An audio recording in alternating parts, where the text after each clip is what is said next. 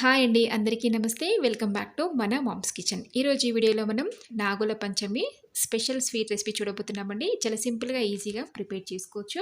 ఇది మనం దేవుడికి నైవేద్యంగాను కూడా పెట్టచ్చు. అయితే ఈ రెసిపీ ఎలా ప్రిపేర్ చేయాలో లేట్ చేయకుండా చూసేద్దాం పదండి. ముందుగా ఈ రెసిపీ కోసం నేను ఇక్కడ ఒక 3/4 కప్పు బియ్యం రవ్వ తీసుకున్నాను. మనం రెగ్యులర్గా చలిమిడి చేసుకుంటాము ఈ నాగుల పంచమికి, కానీ అది బియ్య పిండితో చేస్తాం. నేను ఇక్కడ బియ్యం రవ్వతో ప్రిపేర్ చేయబోతున్నాను. ఇలా బియ్యం రవ్వ తీసుకొని ఒక పాన్ పెట్టేసుకొని ఒక 2 టేబుల్ స్పూన్ల దాకా నెయ్యి వేసుకొని ముందుగా ప్రిపేర్ చేసుకున్న బియ్యం రవ్వని ఇందులో వేసేసుకొని లో ఫ్లేమ్లో ఒక 2 నుంచి 3 నిమిషాల పాటు వేయించుకోవాలి. ఇలా ఒకసారి బియ్యం రవ్వతో కనుక ఈ ప్రసాదం రెసిపీని ట్రై చేసి చూడండి, చాలా బాగుంటుంది.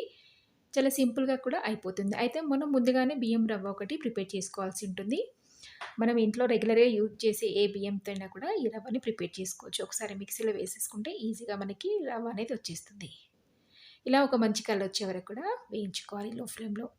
ఇలా మంచి కలర్ వచ్చేసిన తర్వాత మనం ఇంకో స్టవ్ మీద ఒక గిన్నె పెట్టేసుకొని ఒక 3/4 కప్పుకి నేను ఇక్కడ 1 కప్పు బెల్లం తీసుకున్నాను. అలాగే 1.5 కప్పు వాటర్ వేసేసుకొని ఆ బెల్లం అంతా మెల్ట్ అయ్యే వరకు కూడా చక్కగా కలుపుకోవాలి.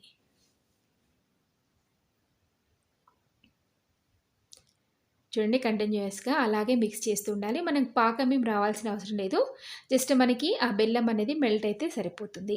చూడండి, ఇప్పుడు ఇది మెల్ట్ అయిపోయింది కదా! ఇది ఇప్పుడు మనం ముందుగానే వేయించుకున్న రవ్వలో ఇలా ఒక జాలితోని వడపోసుకోవాలి. ఏదైనా డస్ట్ ఉంటే మనకి ఈజీగా బయటకు వచ్చేసింది కాబట్టి ఇలా బెల్లం సిరప్ అంతా యాడ్ చేసిన తర్వాత చక్కగా ఒకసారి బాగా మిక్స్ చేసుకోవాలి.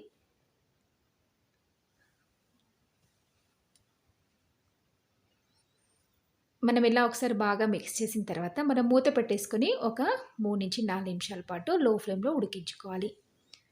మనకి రవ్వ కాస్త పలుగ్గా ఉంటుంది కాబట్టి మూత పెట్టుకొని చక్కగా ఉడికించుకోవాలి. ఇలా ఒక 3-4 నిమిషాల తర్వాత ఒకసారి మళ్ళీ బాగా మిక్స్ చేసుకోవాలండి. చూడండి, చక్కగా ఉడికిపోయింది రవ్వ అంతా కూడా. ఎందుకంటే మనం ముందుగానే నెయ్యిలో వేయించాం కాబట్టి చాలా ఫాస్ట్గా ఉడికిపోతుంది. చూడండి, ఒకసారి దగ్గర పడే వరకు కూడా బాగా కలుపుకోవాలి. చూడండి, ఇప్పుడు ఇది ఆల్మోస్ట్ మనకి రెడీ అయిపోయింది. ఒక ప్లేట్లోకి ఇదంతా కూడా ట్రాన్స్ఫర్ చేసుకోవాలి. చూడండి, నేను ఇక్కడ ఒక ప్లేట్లోకి ట్రాన్స్ఫర్ చేస్తున్నాను. మనం అలాగే కూడా దేవుడికి నైవేద్యం పెట్టచ్చు. లేదా మనకి ఈ ప్రసాదం రెసిపీని మనకి నచ్చిన షేప్లో ఎలా ప్రిపేర్ చేసుకోవాలంటే ఇలా ఒక ప్లేట్లో వేసేసుకొని ఇలా గ్లాస్తోని మనకి ఇలా ఇదంతా కూడా స్ప్రెడ్ చేసుకోవాలి. ఇలా స్క్వేర్ షేప్లా చేసేసుకొని మనకి నచ్చిన షేప్లో కట్ చేసుకోవచ్చు. చూడండి, ఇక్కడ స్క్వేర్ షేప్లో కట్ చేస్తున్నాను. మీకు ఇది కావాలంటే రౌండ్ షేప్లో కూడా లేదా చిన్న చిన్న లడ్డూలా కూడా ప్రిపేర్ చేసుకుని దేవుడికి నైవేద్యంగా పెట్టచ్చు. ఎంతో ఈజీగా అయిపోయే ఈ ప్రసాదం రెసిపీని మీరు కూడా ఇంట్లో ట్రై చేసి దేవుడికి నైవేద్యంగా పెట్టండి. చాలా టేస్టీగా ఉంటుంది, చాలా సింపుల్గా అయిపోతుంది. అలాగే ఫ్రెండ్స్, ఈ రెసిపీ మీకు నచ్చితే తప్పకుండా లైక్ చేయండి, షేర్ చేయండి. అలాగే మరిన్ని మంచి హెల్తీ అండ్ టేస్టీ రెసిపీస్ కోసం చూస్తూనే ఉండండి మన మామ్స్ కిచెన్. మరొక మంచి రెసిపీతో మీ ముందుంటాను. Thank you for watching.